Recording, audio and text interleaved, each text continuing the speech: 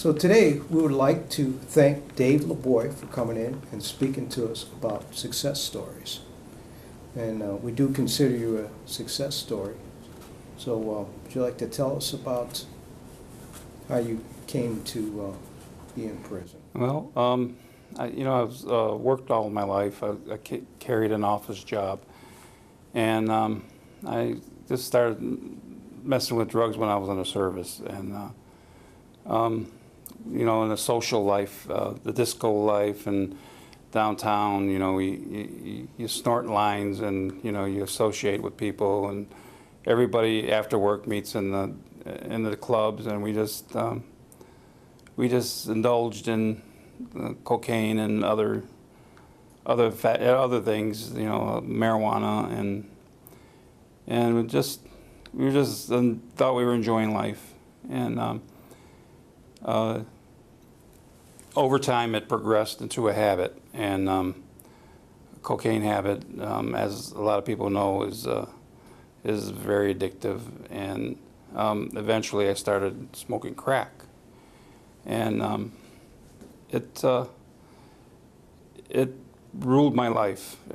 I still managed to keep my job, but the crack, it did its work, and it slowly breaks you down, and eventually, it's an addiction. So you're trying, even though you have a paycheck, and I started losing track of my bills and my house. I'm living in a house with no lights because I never paid my bills. All my money went to my addiction, and consequently, I started getting involved with people who were not above the law, let's say, and I eventually started to just get out of control, and then the addiction, it finally became my whole life, So every time I would think about anything, it would be getting high,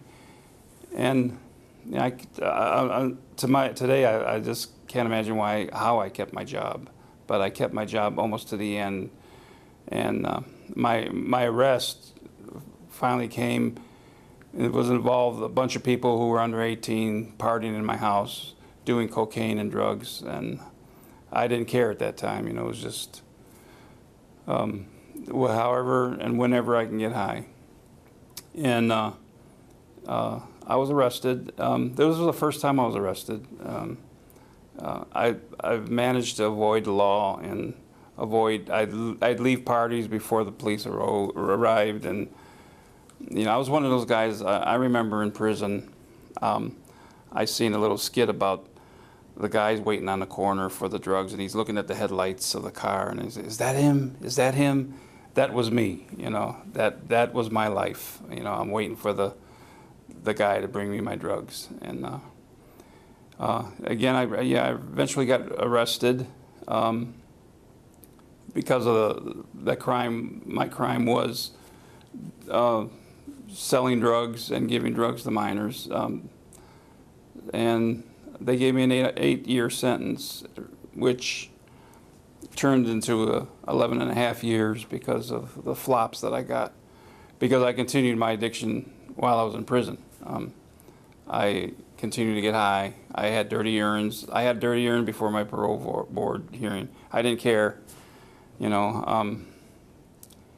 all came to a point in my life when one time we all getting high, and I overdosed or something on some acid that we got in. And while I was overdosing, I was in a cell. I was on the floor of the cell. My friends were sitting on me to keep me from getting help because they didn't want to call attention to the block that I was in. And I realized there that I'm going to die. If I don't change my life, I'm going to kill myself. And for me, it was a faith thing. I've heard of God. People used to evangelize to me, and I used to tell them to kick mud. I didn't want to have anything to do with that. And I was on that floor, and I just I asked God, if you're real, and if you're what they say you are, I'm willing to try to learn, find out who you are, because I know I'm going to die, I'm going to kill myself, and there's got to be more to life than this. So I can say that after that was an immediate transformation in my life. I attribute it all to God, and the opportunities came to me that would encourage me to get involved in Bible studies, and people would come up to me, and officers in the blocks that I were in were God-fearing men, and they would help me understand, and it was a quest for me, I think, after that to salvage what I could of my life, and to I knew I couldn't do it without God. I knew me and my own personal life, I cannot do without God. To this day, I know if I give up on God, I'm through, because I'm an addict. And that's the short version of how I got into prison. So tell me, how did you transcend from having friends that are doing drugs to adopting friends that are now clean and asking you to go read your Bible? How difficult is that to? You know, actually that's a good question, because it's extremely difficult, because you're housed with the same people. You don't go nowhere.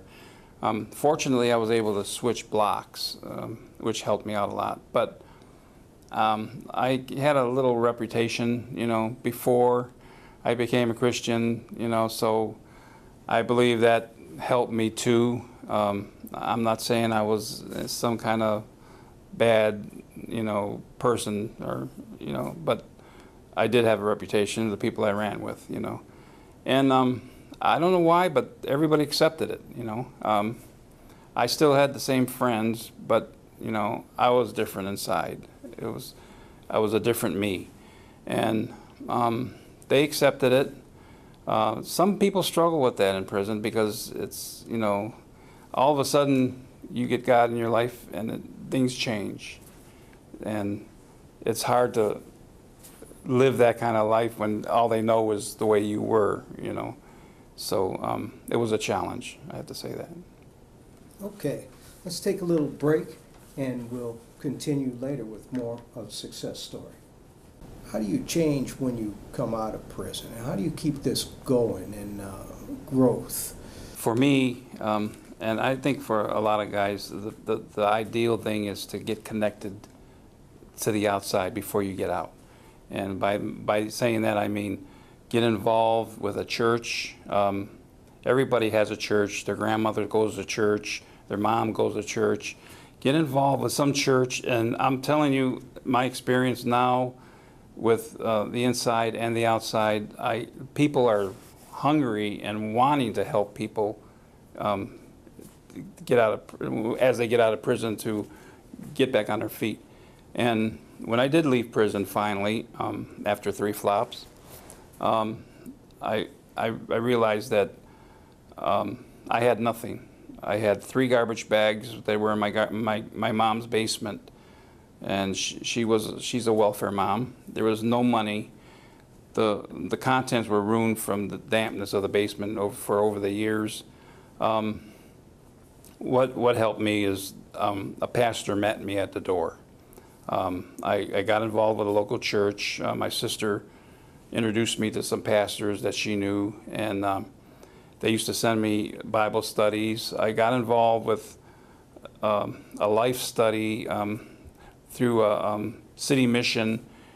City Mission now in Cleveland is a really big organization, but back then they were relatively small, and they would come in and mentor the guys, you know, like we do with Mike Swiger and Gary Coley. We come in and mentor some people, but they would do that they did that with me. And when I came out, the pastor met me. They gave me a ride home.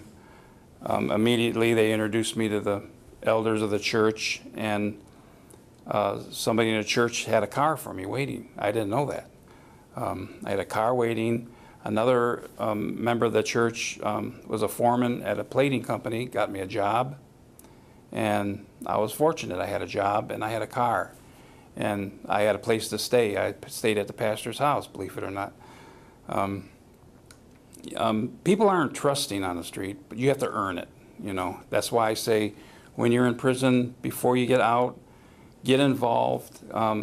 It's really easy to get involved with a local church. Let them get to know you, who you are as a person. And guys like Gary Coley and Mike Swiger, they come in, they'll help you. You know, they'll direct your path if you're really, you know, you have nothing and you really want to do something for yourself. It was a progress. It was hard work. I mean, immediately after I got out, I didn't have the job. I went to a temporary help agency and did what I could because I was determined. I was not going to go back to the hood. I was not going to repeat my mistakes. I spent a quarter of my life in prison, and for me, that was enough. So I just made in my mind up. I'm gonna do what I have to do to make it. And I can tell you today, I am successful. I do own a business. I own a cleaning company. The main reason I own the cleaning company because I couldn't get a job. People are still very antsy about hiring ex-cons, and I was forced. I did have the opportunity but the company burned down, actually, the one I was working for, and I couldn't get another job. So I decided something I like to do was cleaning, you know, commercial cleaning. I did it in the past.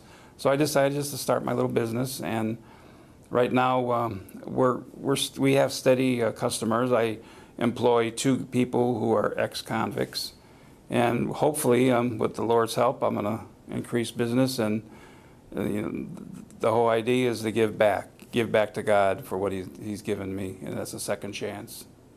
Well, it sounds like you made a really great transition from doing drugs to your faith in Christ. And, you know, it's interesting to me that you had 3 flops, but yet you still pursued hope in where you were going. I can look back on my flops and I can see I wasn't ready to get out. God knew that. I was angry. I was angry at God because I was a believer then. After my first flop, I became a believer, but I wasn't ready. I was still learning who He was. I was still developing some skills that I was going to need on the outside.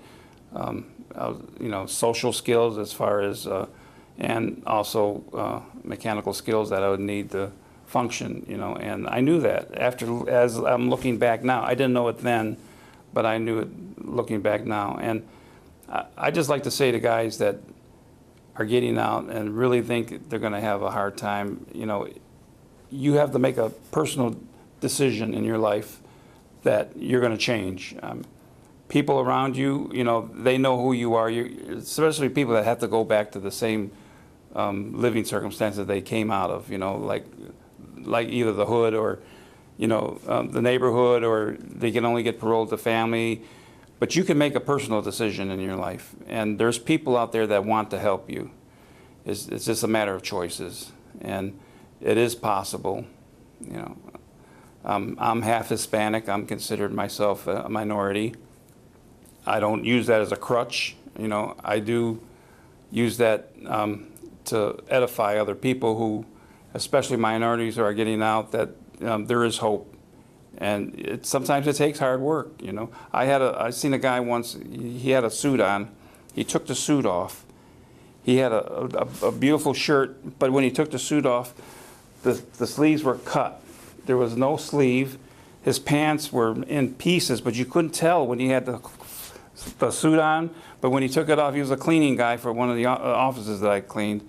And after he took the suit off, you could see that he just ragtag put it together. He says, I went to the Salvation Army and I bought all this stuff and I put it together because I want to make myself look presentable to the public.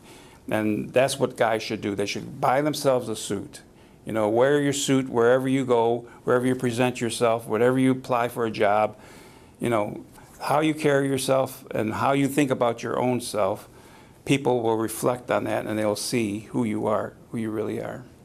One of our things is to ask you, because you made the transition, what are the 4 keys you think to success, to making that transition? The 4 keys is pride in yourself, a relationship with Jesus Christ, a relationship with your family, your outside influences, and your steadfast sticking to your sobriety, whatever your sobriety is.